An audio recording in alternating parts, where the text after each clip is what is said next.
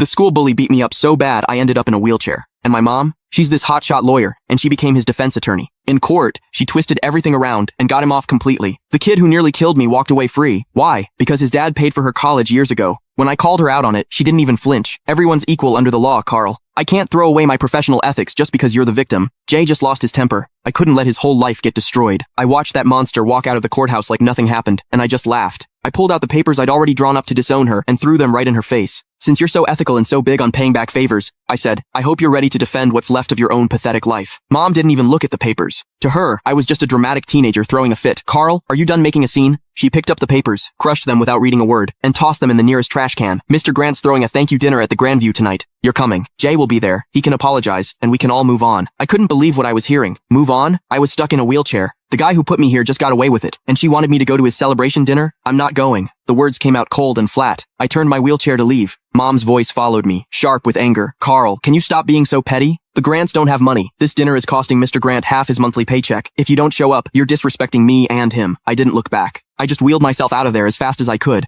getting away from that suffocating courthouse. Outside, the bright sun made me dizzy. Dad's car was parked at the curb. He saw me and rushed over, looking nervous and worried. Carl, what happened? Did they convict him? Looking at this man, who's been a doormat his whole life, I felt completely helpless. He got off. Not guilty. Dad just stood there with his mouth hanging open. How could? Your mom said it was just a formality. She said she'd get Jay a suspended sentence at most. How did he get acquitted? I laughed bitterly. Dad, your wife is a star lawyer. When she wants someone to walk, they walk. Even if that person broke her own son's leg. Dad wrung his hands, clearly stressed. But she must have her reasons. That Mr. Grant guy really did help her. Stop. I cut him off. Take me to the hospital. I'm not going home. Dad hesitated, glancing back at the courthouse. Well, your mom just texted. She says we need to go straight to the Grandview. She said if we don't show, she'll cancel my credit card. I looked at him, 50 years old, and he lives like a dog. Mom controls every penny. He doesn't even dare talk back to her. Then you go. I pulled out my phone and called a wheelchair-accessible Uber. I'll get there myself. Carl, don't do this. Dad reached for me, but I pushed his hand away. Dad, if you still think of me as your son, don't go to that dinner. If you go, don't bother visiting me again. The car showed up. The driver helped me in. Through the window, I saw Dad standing on the sidewalk, torn. Finally, he sighed, turned around, and got in his car. He drove toward the Grandview.